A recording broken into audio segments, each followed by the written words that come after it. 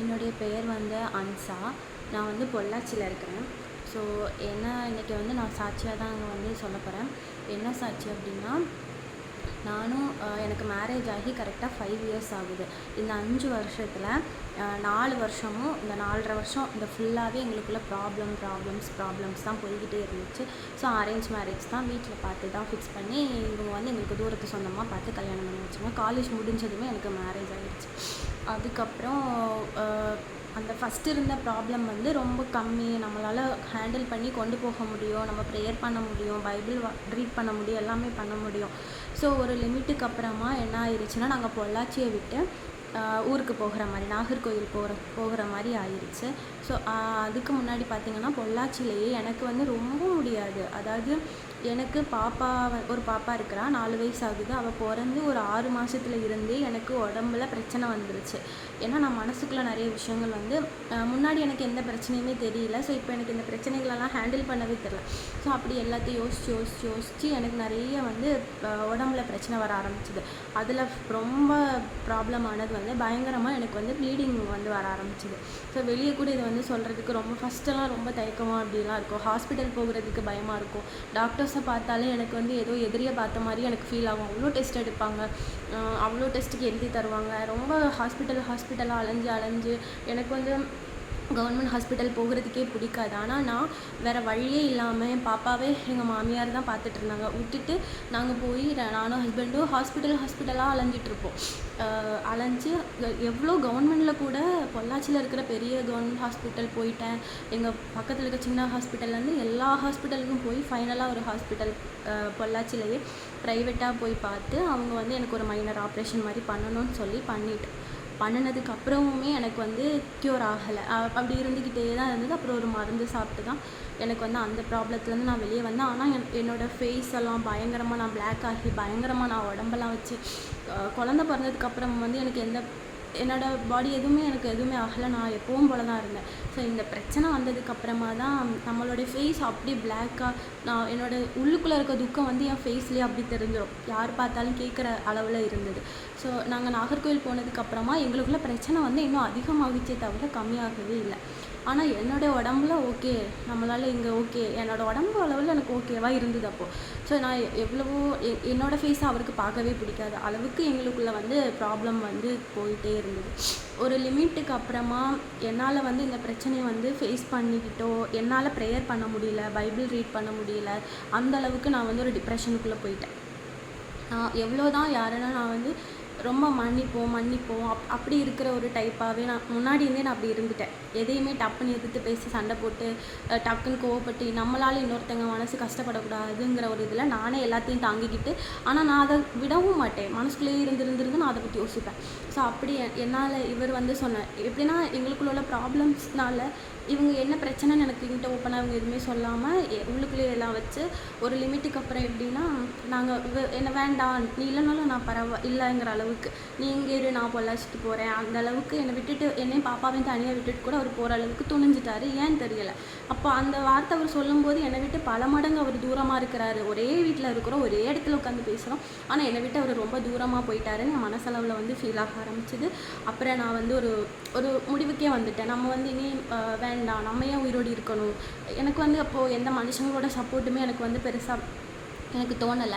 நான் அப்போ நினச்சேன், சரி நம்மளும் பாப்பாவும் வந்து செத்துடலாம், ஃபைன், இது வந்து ஒரு சாத்தானுடைய தான். எனக்கு அப்போ வந்து என்னோடய ப்ராப்ளம்ஸ் தான் எனக்கு பெருசாக இருந்ததே தவிர நம்மளால் அதுலேருந்து வெளியே வர்றதுக்கு என்ன வாய்ப்பு இருக்குதுன்னு யோசிக்கிற அளவுக்கு என் மைண்டில் அப்போ எதுவுமே ஓடலை. நம்மளும் பாப்பாவும் செத்துடலாம், அப்புறம் இவங்கெல்லாம் இருக்கட்டும், அப்படி இல்லைனா நம்ம டிவோர்ஸே பண்ணிக்கலாம், எப்படியோ எங்கேயோ யாருக்குமே தெரியாமல் எங்கேயாச்சும் போயிடலாம், அப்படிலாம் ரொம்ப யோசிச்சுட்டு அந்த மாதிரிலாம் இருந்தேன். எனக்கு கல்யாணம் ஆகும்போது 22 வயசு. 22 வயசுலேருந்து அந்த 3 வருஷம் 4 வருஷம் எனக்கு இப்படி ப்ராப்ளமாகவே தான் போச்சு. திரும்ப தான் அந்த மாதிரி இருக்கிற ஒரு ஸ்டேஜில் என்ன பண்ணணும், நம்ம நினைப்போம் நம்மளால் வந்து ஒரு பாஸ்டர்கிட்ட போய் வந்து நம்ம சொல்லணும், நம்மளோட ப்ராப்ளத்தை எடுத்துகிட்டு அங்கே போகணும் இங்கே போகணும் நான் நினைக்கிற ஆளே கிடையாது. நான் வந்து நம்ம ப்ரேயர் பண்ணால் ஆண்டவர் கேட்க மாட்டாங்களா? நம்ம ப்ரேயர்லேயே நம்மளோட ப்ரேயர்லேயே நிறைய அதிசயங்கள் நமக்கு நடக்கும்போது ஏன் நம்ம போகணும் அப்படி யோசிக்கிற ஒரு ஆள் தான் நான். ஆனால் என்னோட பிரச்சனை என் கையை மீறி போகிற டைமில் நம்ம ஒரு பாஸ்டர்கிட்ட போகிறது தப்பே கிடையாதுன்னு அப்போ தான் எனக்கு புரிஞ்சுது. எனக்கு பாஸ்டரை பற்றி அப்போ தெரியாது. எங்கள் அம்மா தான் சொல்லி ஃபஸ்ட்டு எங்கள் அம்மா சொல்லும்போது நான் ஃபோன் பண்ணலை. ஏன்னா நான் மைண்ட் செட் எனக்கு இப்படி நம்ம பேசினா நம்ம ப்ரேயர் பண்ண ஆண்டவர் கேட்பாரு, ஏன் நம்ம ஆனால் என்னால் ப்ரேயர் பண்ண முடியாது. சரி ஓகே அப்படின்ட்டு நாங்கள்லாம் நேரில் போனோம். நான் என் ஹஸ்பண்ட் அப்புறம் எங்கள் அம்மா 3 பேருமா சேர்ந்து அந்த பாப்பா 4 பேருமா அங்கே போனோம், ப்ரேயர் பண்ணோம். அப்புறமா எங்கள் டோட்டல் ஃபேமிலியாக நாங்கள் போய் எங்களோட ப்ராப்ளம்ஸ் எல்லாம் கொஞ்சம் சொல்லி பாஸ்டருக்கே நிறையா ப்ராப்ளம்ஸ் வந்து நான் ஃபஸ்ட்டு போகும்போது தலையில் கை வச்சு ப்ரேயர் பண்ணும்போது தெரிஞ்சிருச்சு. ஸோ அப்படி சொல்லி பொருத்தனை வந்து சொன்னாங்க. எல்லாம் செஞ்சதுக்கப்புறமா மனசார தான் நான் செஞ்சேன். எனக்கு வந்து நம்பிக்கை ஃபஸ்ட்டு நம்ம யோசிப்போம் பண்ணினா தான் கடவுளை ஆசீர்வதிப்பாங்களா? அப்படி கிடையாது. நம்மளுடைய சில பாவங்கள் வந்து இருக்கலாம், யாருடைய பாவம் எப்படி நமக்கு கூட தெரியாமல் இருக்கலாம்.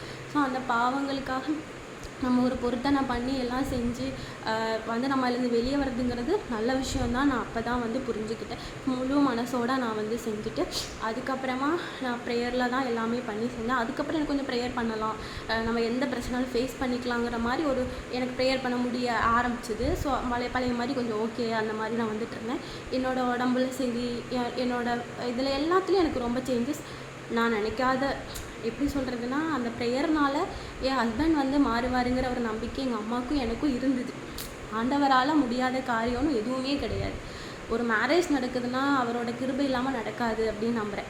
அப்போது என்ன ஆச்சு, ஒரு லிமிட்டுக்கு அப்புறம் நான் திரும்ப பொள்ளாச்சிக்கு இவர் வந்துட்டார். எனக்கு முன்னாடி இவங்க வந்து ஒரு 1 மந்த் இங்கே தனியாக தான் இருந்தாங்க. திரும்ப நான் வந்தேன். நானும் பாப்பாவும் இங்கே வந்தோம். வரும்போது ஒரு 1 மந்தாக நாங்கள் இங்கே ஃபஸ்ட்டு அந்த 1 மந்த்லேயே எனக்கு அவரோட டிஃப்ரென்ஸ் வந்து அவ்வளோ ஃபீல் ஆச்சுது.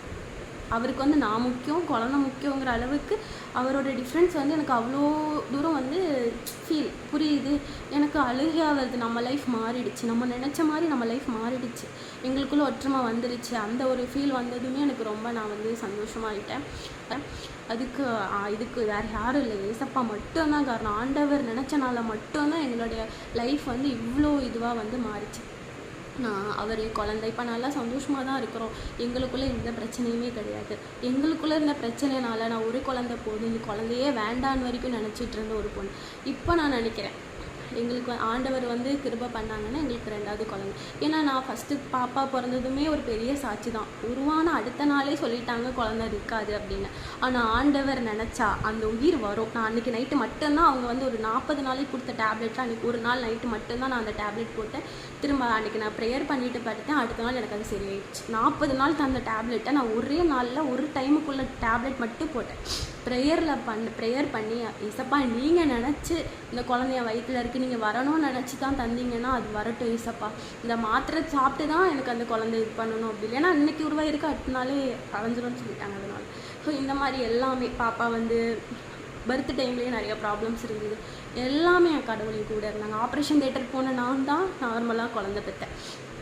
இதுக்குமே ஏசப்பா தான் காரணம். ஆப்ரேஷன் தியேட்டரில் இருக்கும்போது நான் என்னால் ஒன்றுமே சொல்ல முடியல. நான் வந்து பிரசவ வழியில் கிடந்து அம்மான்னு கத்துறேன். எனக்கு ஏசப்பான்னு கூட கத்த முடியாத அளவுக்கு எனக்கு அம்மாவை தவிர எனக்கு எந்த வார்த்தையும் என் வாயில் வரல. அந்த டைமில் என் மனசில் நினச்சேன் ஆப்ரேஷன் தியேட்டருக்கு போயாச்சு. அப்போ நான் யோசிக்கிறேன் ஏசப்பா நான் வந்து இந்த 9 மாதமாக அந்த குழந்தை இருக்கும் ஃபுல்லாக எனக்கு எப்போ வாமிட்டு இதெல்லாம் சரிச்சு. அப்போதுலேருந்து நான் பைபிள் படிக்கிறேன், ப்ரேயர் பண்ணுறேன். எனக்கு ரொம்ப வேலை செய்ய முடியாது, உடம்பு அப்படி இருந்தது அந்த டைமில். ஸோ அப்போது ஆண்டவர்கிட்ட தான் நான் எல்லாமே சொல்லிகிட்டு இருக்கேன். ஏசப்பா எனக்கு ஆப்ரேஷன் தான். மனுஷங்க வந்து சொல்லுவாங்க ஏசப்பா மனுஷங்க கிட்ட என்னை ஒப்பு கொடுத்துறாதீங்க அப்படின்ட்டு இந்த ஒன்று நான் ஏசப்பா நான் வந்து இந்த இவ்வளோ நாள் பிரசவ வலி வரும்போது வரைக்கும் நான் வந்து எனக்கு நார்மலாக தான் எனக்கு தெரியல. நான் அப்படி தான் வந்து ப்ரேயர் பண்ணிகிட்டு இருந்தேன். எனக்கு வேண்டாம், எனக்கு ஆப்ரேஷனா, கடைசியில் எனக்கு ஆப்ரேஷனா அப்படிங்கிற ஒரு கொஷின் எனக்கு மனசுக்குள்ளேயே நான் பேசுகிறேன். என்ன நடந்ததுன்னே எனக்கு தெரியாது. எனக்கு வந்து நார்மல் டெலிவரி ஆகிறதுக்கு பாப்பா வந்து இதாகிட்டேன். ஸோ உடனே நான் நார்மல் வார்டுக்கு மாற்றி நான் நார்மலாக பேபி வந்து பர்த் ஆச்சு. ஸோ அதெல்லாம் பெரிய அதிசயம் ஆண்டவர் பண்ணது.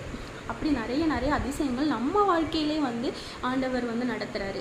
அப்போது நம்ம வந்து ஒரு சாட்சி சொல்கிறதுல வந்து இப்போ எங்கள் அப்பா வந்து எனக்கு ஒரு பைக் வாங்கி கொடுத்துட்டாங்க, எனக்கு 1 பவுனில் நகை வாங்கி கொடுத்துட்டாங்க, இந்த செயின் எங்கள் அப்பா, ப்ரேஸ்லெட் எங்கள் அப்பா வாங்கி கொடுத்தாங்க, இந்த செயின் வாங்கி கொடுத்தாங்க. நம்ம எவ்வளவோ பெருமையாக சொல்கிறோம் எங்கள் அம்மா வாங்கி தந்தாங்க, அப்பா வாங்கி தந்தாங்க, ஒரு நல்ல ட்ரெஸ் போட்டால் இது எங்கள் அம்மா வாங்கி தந்தாங்க அப்படின்னு, நம்ம ஹஸ்பண்ட் வாங்கி கொடுத்தாங்க, இல்லை ஒய்ஃப் வாங்கி தந்தாங்க அப்படின்ட்டு நிறையா வந்து நம்ம சொல்கிறோம். அதே இதில் நம்மளை படைத்த நம்ம ஏசப்பா வந்து நம்ம ஆண்டவர் வந்து ஒவ்வொரு அதிசயங்களை நமக்கு செய்யும் போதும் நம்ம வந்து அதை ரொம்ப சந்தோஷமாக. அதை விட பெரிய சந்தோஷம் வந்து எதுவுமே கிடையாது உலகத்தில். வந்து பணத்தினாலேயோ ஒரு பொருள்னாலேயோ நம்மளால் எந்தவித சந்தோஷத்தையுமே திருப்தி அடைய முடியாது. எவ்வளவோ தேடினாலும் நமக்கு வந்து பணத்தாசை போகாது மனுஷங்களுக்கு. பணத்தை தேடுற எந்த மனுஷனுக்குமே பணம் வர வர நமக்கு கூடிகிட்டே இருக்கணும், அதில் ஒரு நிறைவு நமக்கு இருக்காது. ஒரு பொருளாக இருந்தாலும் ஒரு கிராம் கோல்டு வாங்குறதுல இருந்து 1 கிலோ கோல்டு வாங்கினாலும் அந்த மனசு திருப்தியே ஆகாது. ஸோ ஆண்டவருடைய ஒவ்வொரு அதிசயங்களும் அற்புதங்களும் சாட்சியாக நம்ம சொல்லும்போது அந்த சந்தோஷம் நம்மளால் இப்போ என்ன மாதிரி கஷ்டப்படுற யாரோ ஒருத்தருக்கு என்னுடைய சாட்சியம் வந்து கண்டிப்பாக யூஸ்ஃபுல்லாக இருக்கும் நம்பி நான் வந்து என்னுடைய சாட்சியை சொல்லி ஆண்டவருக்கு நன்றியை சொல்லி முடிக்கிறேன். நன்றி.